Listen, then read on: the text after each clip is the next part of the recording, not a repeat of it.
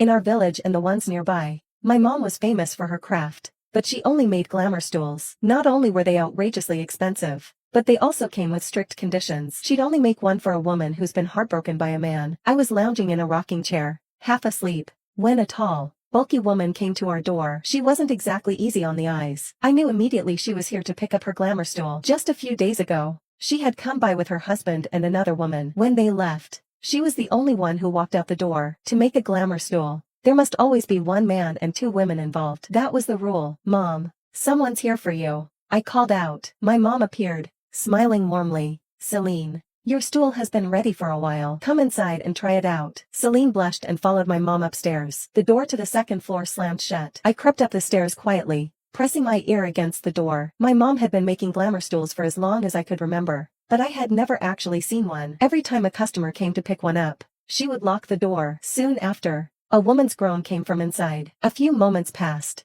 and I heard Celine's voice, softer and strangely more feminine than before. My curiosity was killing me. What did these stools really look like? But before I could think more about it, the sound stopped. I rushed back to the courtyard, pretending to water the plants as if nothing had happened. A few minutes later, Celine emerged, carrying a large box. Her face flushed. Was it just my imagination, or had she slimmed down a bit? Her skin seemed smoother, too. I knew that in a few days, Celine would fully transform into a beautiful woman. That was the magic of glamour stools. As she passed by, Celine paused, then turned to my mom. "When are you going to teach your daughter your craft?" My mom glanced at me, frowning slightly before letting out a sigh. "She's not ready yet. Once she has a boyfriend, I'll pass it on to her. I've been wanting to retire for a while now. If my mom taught me, I'd finally get to see what these mysterious stools looked like." Truth be told, I already had a boyfriend. We were madly in love, but my mom had always forbidden me from dating, so I never dared to tell her. The moment Celine left, I couldn't hold back any longer. "Mom, I actually have a boyfriend.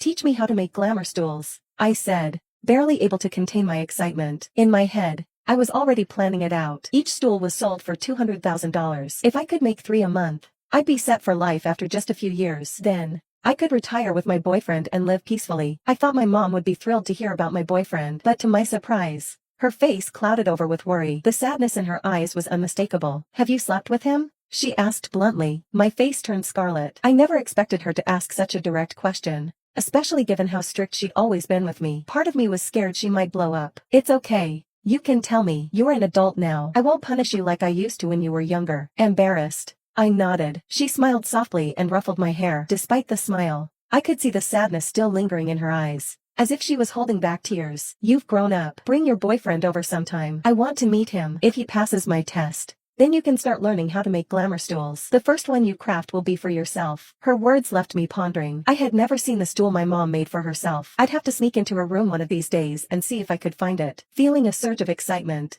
I called Zephyr Gray to tell him the news. He was thrilled and promised to come meet my mom as soon as his work let up. I couldn't help but spill the secret that once my mom passed the torch, I'd be making a fortune. Zephyr was even more excited than I was, dreaming up plans to buy a house in the city and bring my mom along to live with us. A month later, Zephyr came to visit my mom. I woke up early and waited at the intersection for him. When he finally showed up, his expression was dark and stormy. "Lyra, you say your family is loaded, but why do you live out here in the middle of nowhere? Are you messing with me?" My house was tucked behind the mountain, facing the shaded side, because glamour stools were need to be made in a dimly lit environment. From where we were now, we couldn't see the big villa. I linked my arm with Zephyr's, trying to lighten the mood. "Just wait a little longer, and you'll see my house. I promise. You won't be disappointed." He gave me a skeptical look. "I'll take your word for it, but if you're lying, I'm out of here." I tightened my grip on his arm. Even though he was the one who pursued me first, I genuinely liked him. His charming features had me completely enchanted. As we rounded the bend,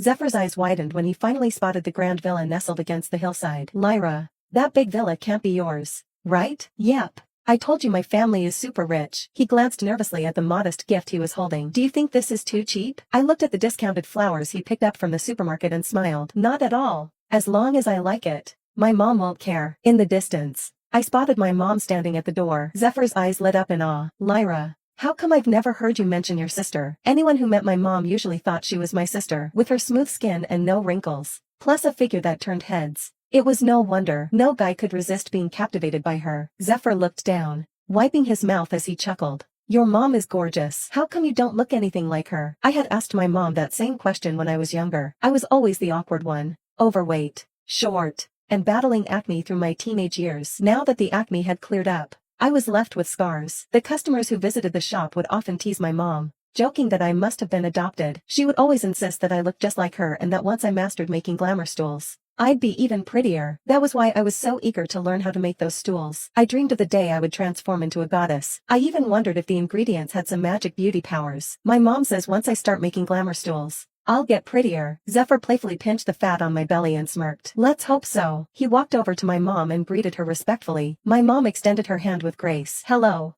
Zephyr. I'm Lyra's mom. Zephyr looked surprised but shook her hand, not wanting to let go. It wasn't until I cleared my throat that he finally released her hand, albeit reluctantly. I shot him an annoyed look and sulked into the house. My mom seemed delighted and hurried after me, whispering, "The ingredients are really good." I was a bit confused by her comment but didn't get the chance to ask her about it. At dinner, my mom started asking about Zephyr's family, and the more she heard, the happier she got. When Zephyr was 18, he lost both his parents in an accident, so now he was on his own, but he had a decent job. And honestly, I was pretty satisfied with that. He was good-looking and educated, and I felt lucky to be with someone like him. After a few drinks, Zephyr got a bit emotional, hugging my mom and saying that once we got married, he'd move in with her since we'd be family. Just as we were all enjoying the moment, Celine walked in. I knew she would look good, but I was still taken aback. With her small, cute face, rosy lips, and curves that would make any star jealous, she was stunning. Celine brought a few boxes of fancy wine to thank my mom. I'd seen this kind of thing before, so I just focused on peeling shrimp for Zephyr. His eyes were fixed on those boxes of wine. While Celine and my mom chatted, she sauntered over and playfully touched Zephyr's face. Wow, this guy's really handsome. Your daughter has great taste. Zephyr didn't pull away and just grinned like a fool. Then, Celine mischievously gave him a playful pinch, making his face turn crimson. He still didn't object, just kept smiling away. With a teasing grin, Celine said to my mom, "Once your daughter nails making those glamour stools, she'll be so lucky. She'll end up even prettier than I am." I was fuming, so I slammed my fork down and stormed upstairs. I thought Zephyr would come after me to cheer me up, but to my surprise, he decided to walk Celine out instead. My mom's face fell instantly, and she sent Zephyr back, insisting on seeing Celine off herself. Later that night, after switching off the lights, Zephyr finished up quickly and fell asleep. I touched my face, thinking that once I got prettier, he'd turn on the lights just to look at me. Lying in bed, I tossed and turned, unable to sleep. Eventually, I went up to the rooftop to gaze at the stars. Suddenly, a soft, feminine voice drifted into my ears, breaking the quiet. Our neighbor lived far away, so this voice had to be my mom's. Could it be that she was dating someone? I could understand. She had been single for years, and it must have been tough for her. Still, I was curious about which guy had managed to win over this high-maintenance woman. I quietly crept over to my mom's bedroom window. Just one peek, and I was left speechless. I caught sight of my mom perched on a peculiar stool, her movements strange and almost ritualistic. After what felt like ages, she stood up and fetched a basin of water, meticulously cleaning the glamour stool while talking to herself. Then, out of nowhere, I heard my dad's name slip from her lips. Once, when she'd been drinking, she'd called out his name. I had asked her what he was like, but that had sent her into a rage. She told me never to mention him again, and I took that to heart. Since then, the topic had been off limits. Once my mom finished washing the stool, she carefully wrapped it up and tucked it away in the safe. I dashed back to my room, my mind racing. Could that be her first glamour stool? She always said that a maker's first glamour stool was made for themselves. But I had a boyfriend now, so I didn't need one. I planned to sell my stool and travel with Zephyr instead. The next morning, my mom pulled me into her bedroom and opened her safe. "You've always wanted to see what a glamour stool looks like, right? Today's your day." I struggled to contain my excitement as I followed her inside. She gently lifted a large box from the safe, and when she opened it, a rich, enticing fragrance wafted out, enveloping me. It was the same stool she had sat on last night. The stool had an old-world charm, but its material was unusual. Definitely not wood or stone. It was almost like skin. Just the thought gave me goosebumps. I was about to sit on it when my mom suddenly pushed me aside. "This is my glamour stool. Only I can sit on it. You'll have your own one day." If I couldn't sit on it, touching it should be okay, right? But as I reached out, my mom blocked my hand again. "You can only touch the sides, not the top." I nodded, feeling the soft surface beneath my fingers. Oddly enough, it felt alive, almost as if the stool was breathing and welcoming my touch. When I pulled my hand away, it seemed to lean toward me, as if it craved more contact. Seeing I was finished, my mom crouched down, cradling the stool as she closed her eyes and rubbed it lovingly. "Cedric, do you see? Your daughter has grown up. She's not like you. She's like me." I turned to the mirror,